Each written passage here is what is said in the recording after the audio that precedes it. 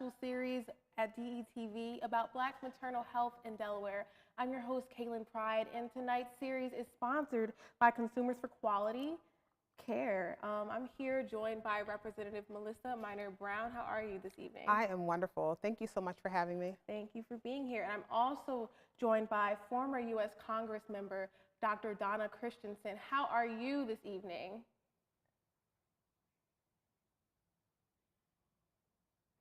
That's great. Well, let's just jump straight into it. So we know that there are significant racial disparities when it comes to maternal health outcomes for Black women compared to white women. Dr. Christensen, can you kind of describe what some of those disparities are?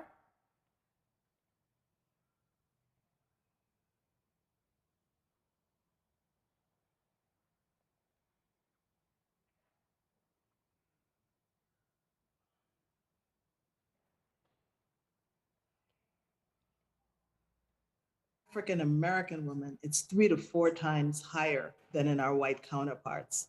And this is something most people think about the maternal mortality in delivery, but this starts before delivery, during delivery, and it continues afterwards.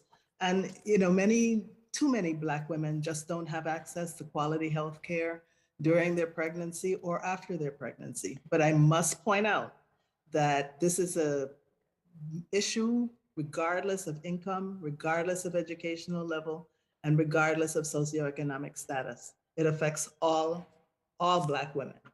Black women are just undervalued and too often ignored and gaslighted about their conditions, and so often subjected to lesser quality of care. And do you have, can you describe some of those disparities as well? I mean, I know they might be similar to what she said, but in your opinion? I can.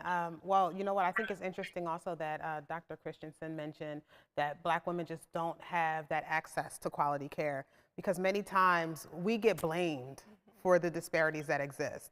And the disparities that exist, it's not our fault. Now, I will say that we do need to ensure that we're educating women so that they are aware on how to or ready to advocate for themselves when they walk into the provider's office, because many times when you're not prepared to advocate for yourself, you give that provider permission to not offer you the quality of care that you deserve.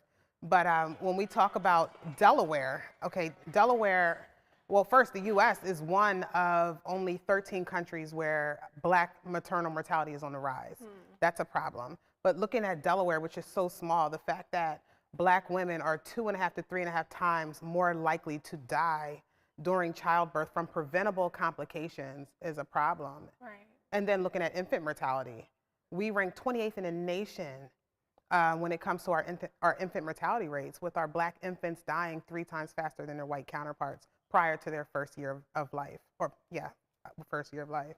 So that brings me to ask you, what story does the data in Delaware tell when it comes to maternal health outcomes for Black women? It tells me that we're not doing enough to protect Black women. Black women are not receiving the quality care that they deserve, because if they were, they wouldn't be dying as fast from, once again, that word, preventable complications. Right. So we have a lot of work to do in Delaware, and we're such a small state, right? And it shouldn't be that hard, but it is. But that's okay, because being in a position as an elected official, I have a duty to ensure that we do what we need to do to improve those maternal mortality rates. And I know that so many people are probably just so grateful that you are in this position to be able to be an advocate for us Black women. So thank you for that. Dr. Christensen, there's a lot of talk about structural racism in the healthcare system. Can you describe what some of the longstanding racial inequalities are and how they impact Black maternal health? Sure. And structural racism just doesn't exist only in the healthcare system.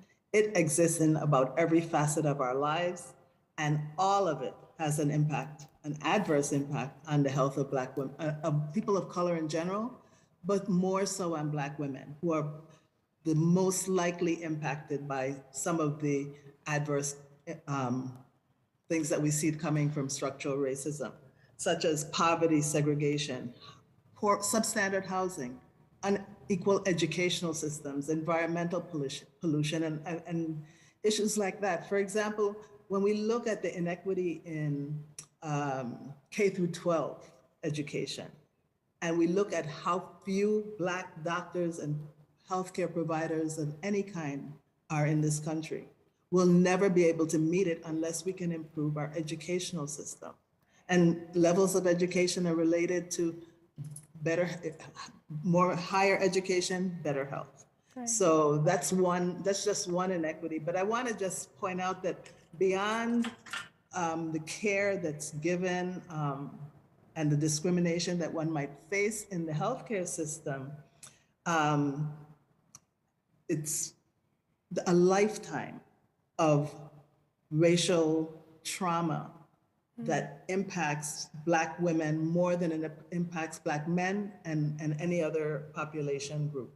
And that trauma, the assaults, large and small, that we face every day as Black women, undermines our health and puts us in a position to be at higher risk because of that undermining of our health for maternal mortality. So it's a very pervasive system of structural racism and all of the inequities that it creates over a lifetime that predisposes us to maternal mortality, in addition to the discrimination that we face when we get into the healthcare system.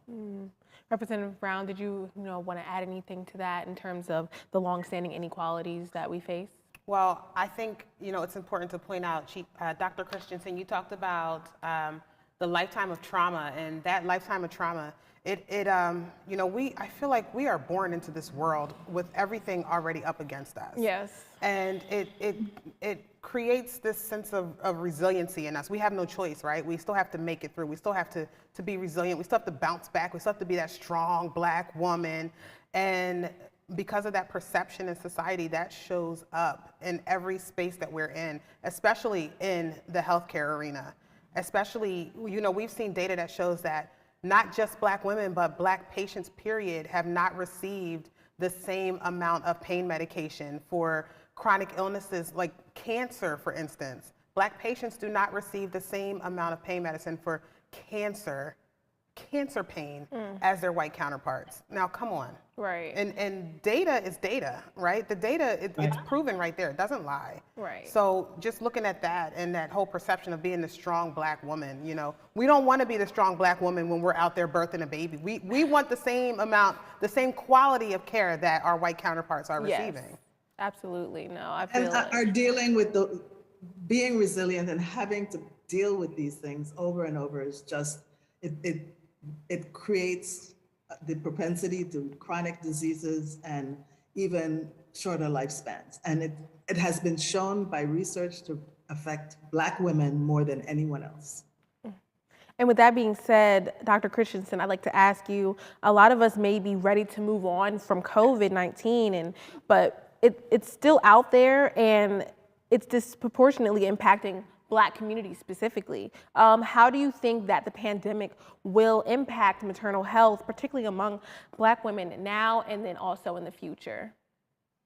Yes, well, the CDC has shown that Black women, maternal mortality in Black women has increased 26% during the pandemic. We know that African Americans have a 5 times higher risk of contracting COVID.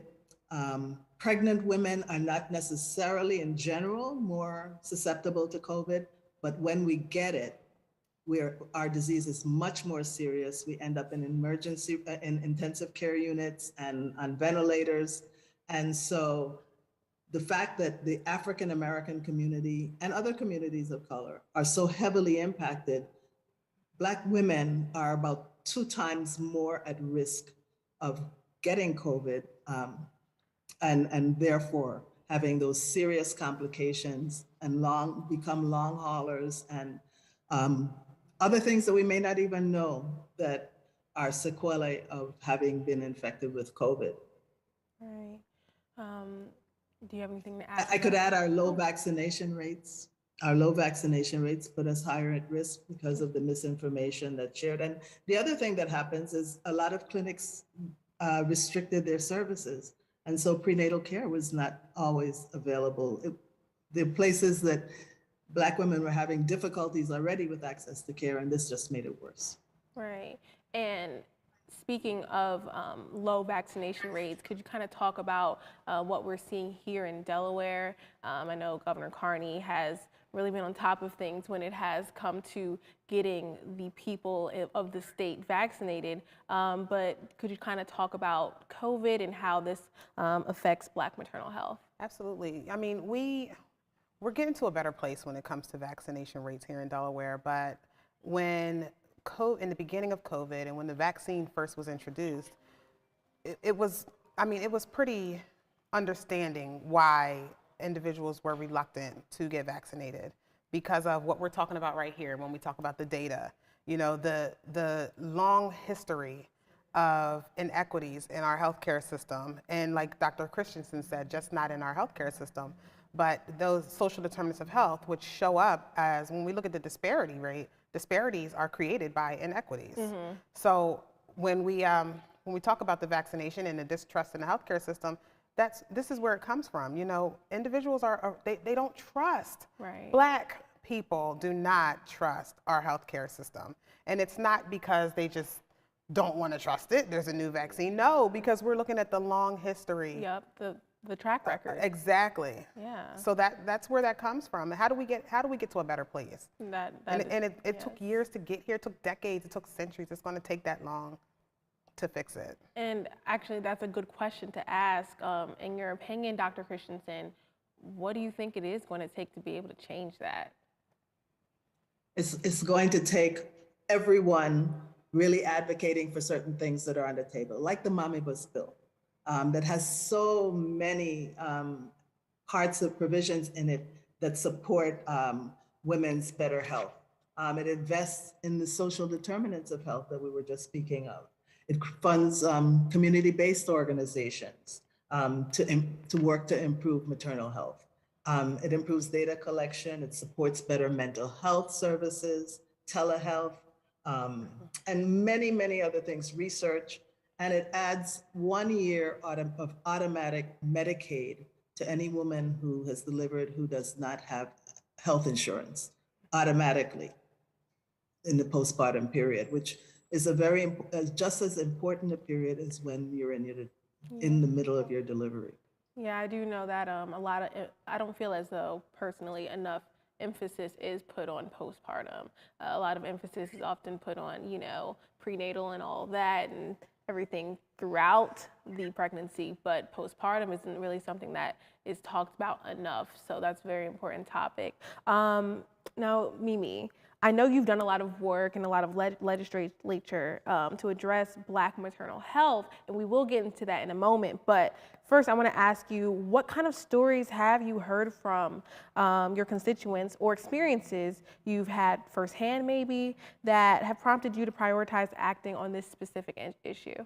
The stories are nonstop, and it's sad. The stories are nonstop. I can speak of my own personal stories, and Dr. Christensen mentioned how the care that we receive as Black women, it really does not discriminate when it comes to whether you are a young teen mom, someone who lives in an impoverished area, or a master's degree, a master's prepared individual. The treatment stays the same.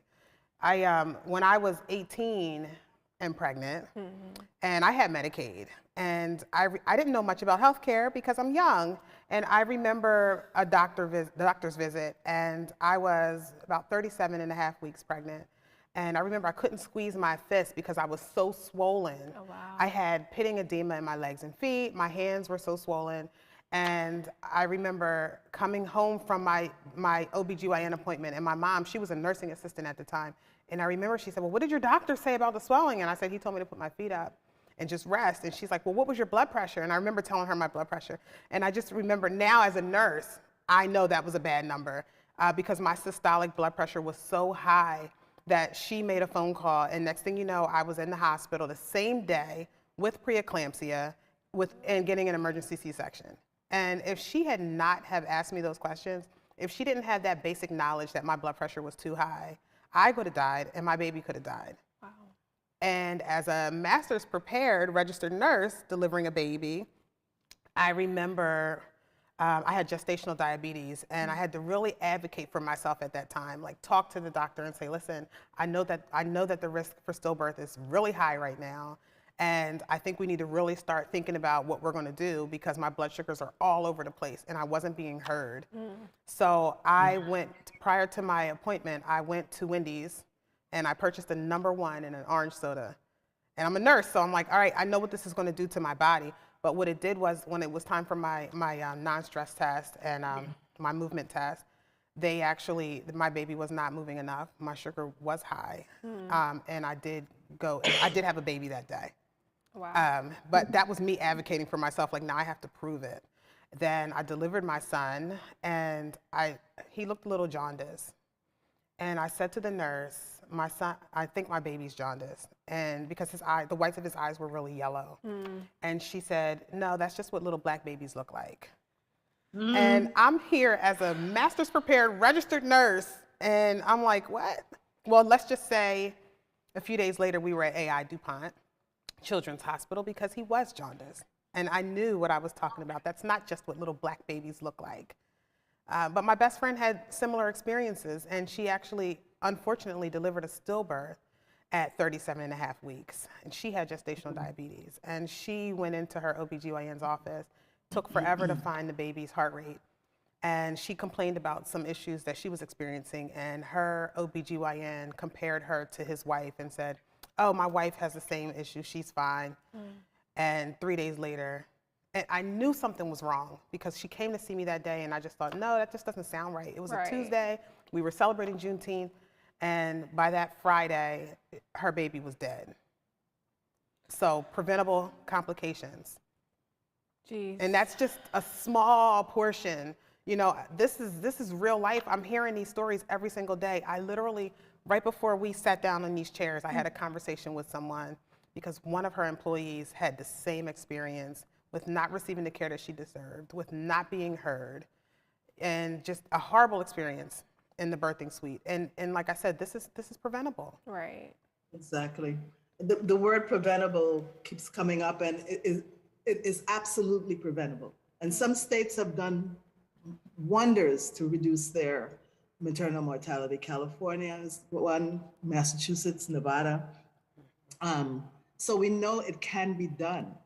I think one of the things that needs to happen is we need to incentivize hospitals some way, or maybe penalize them, but definitely incentivize them. And I think that's one of the things that the president has put in his proclamation. He's as we look towards the future, there are besides the omnibus bill, we have a vice president. I don't want to get away from saying this, the vice president, and Kamala Harris, who's made this a priority before she even got to the White House. And she's kept it on the front burner. And your former senator, now our president, has taken up that mantle as well. And through any manner that he can utilize, through the federal agencies that he has total control over, he has instituted several things through Centers for Medicare and Medicaid Services, through the Substance Abuse and Mental Health Administration to provide more support, and several other agencies that he's worked through. But until we get legislation passed, those things are not solidified and made permanent.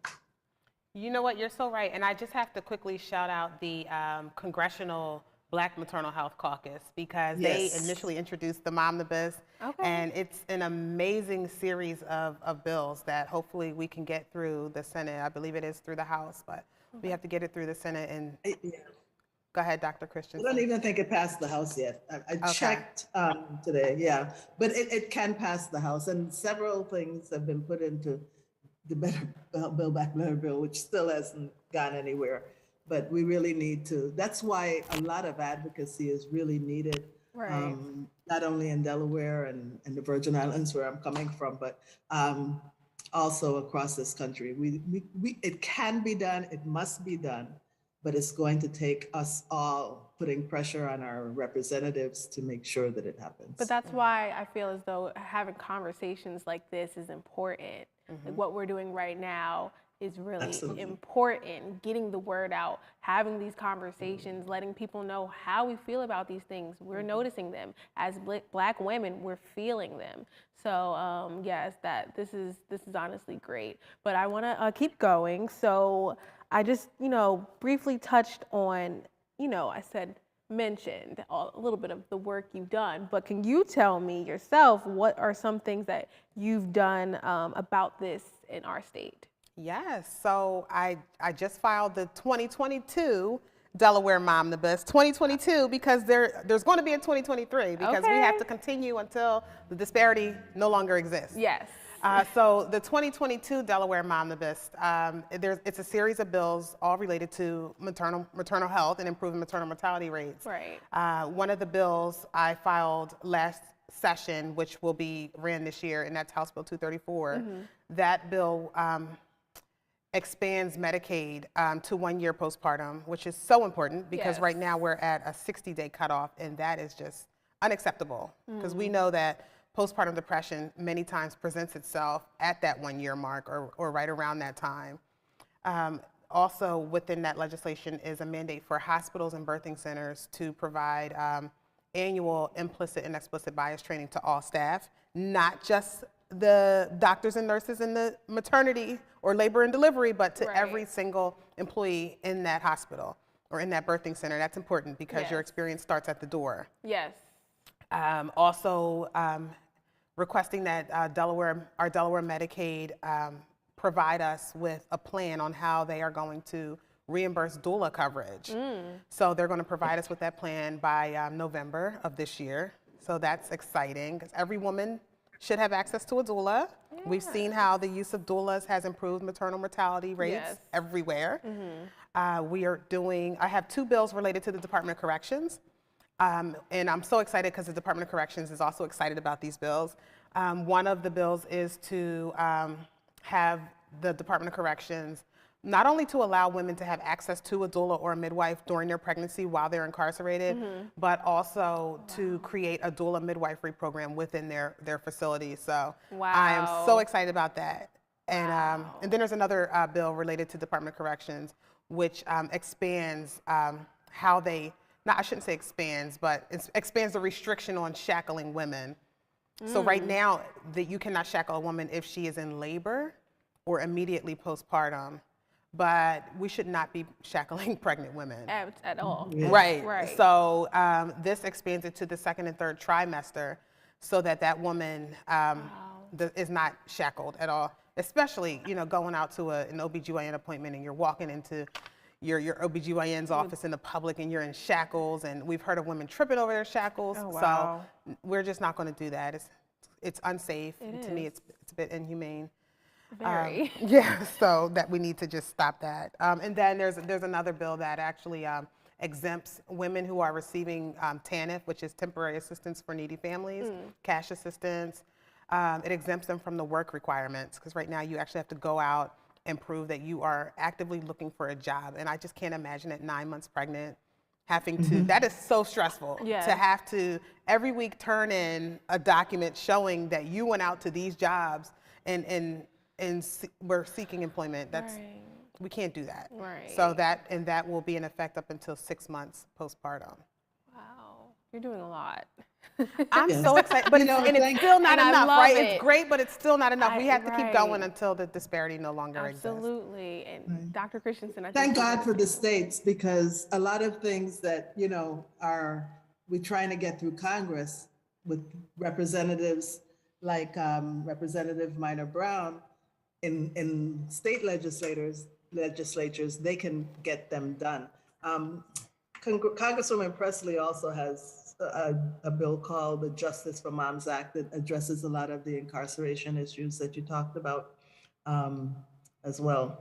One other thing that I think we shouldn't overlook, because we talked about how important the social determinants are, is the Executive Order 13985, which advances equity and supports underserved communities. And there are a lot of things about that particular executive order that would address a lot of the social, economic, environmental determinants of our health, without which happening, we'll never be able to really address, to bring better health to our people in our communities. I agree. Yeah, no, that I totally understand and agree with that. Really quickly, both of you, I want to ask the final question before we end tonight's segment. When thinking about the future of healthcare system, what are some things we should strive for to ensure that it's more than just that, and childbirth and pregnancy are safe and exciting experiences for every mother? I think it's important to be intentional. We have to be intentional about addressing the issues that exist, about protecting Black women, and we have to hold people accountable, hold our providers accountable, hold our hospital systems accountable, and continue the conversation in protecting Black women. Black women do not want to die during childbirth, and we don't want to lose our babies during childbirth. We just want quality care. That's it. And address the bias that exists. Absolutely. Dr. Christensen. I also, sometimes we bring things to community, but the community has answers. They have assets and they have answers. They know their problems better than anyone else. And we really need to, whatever we do needs to be community based. And I think that's an important aspect of it as well. But I agree with everything. Yeah. So any last words from either one of you? The only thing I can say is what I always say, we need to be intentional and protect Black women. We need to protect Black women, and the data does not lie. So we see that there's a problem. Yes, being intentional. Yes, and as we're in an election year, let's vote our issues. Make sure whoever you're going to vote for, make sure that they are people that are supporting the issues that we discussed tonight, which really even went beyond just maternal mortality because it's all related. Right. And really quickly, I just wanted to ask you, Dr. Christensen, briefly, if you can just tell me in a brief statement, what can Congress do to address these issues? We can get these bills passed, but we have wonderful legislation already written that's just require being passed and sent on to the president to sign. So the one on the House side and many of the members of the Black Caucus and really the Tri-Caucus are working very hard to get these pieces of legislation passed, but we just have to keep pushing. But it takes not only the members of Congress, but all of their constituents putting pressure, and other members' constituents putting pressure on their representatives and their senators to do the right thing. Yes, do the right thing. No, I love that. I was very to the point. I think everyone's able to understand that, we have to get these things passed. We have to get the word out. I want to thank you both for being with us tonight on this discussion about Black maternal health here in Delaware. I'm your host, Kaylin Pride. And make sure to like, follow, and share all DETV content. And make sure to check out DETVCH.com for more. With Black Maternal Health in Delaware, this is it. Have a good evening. Thank you. Thank you.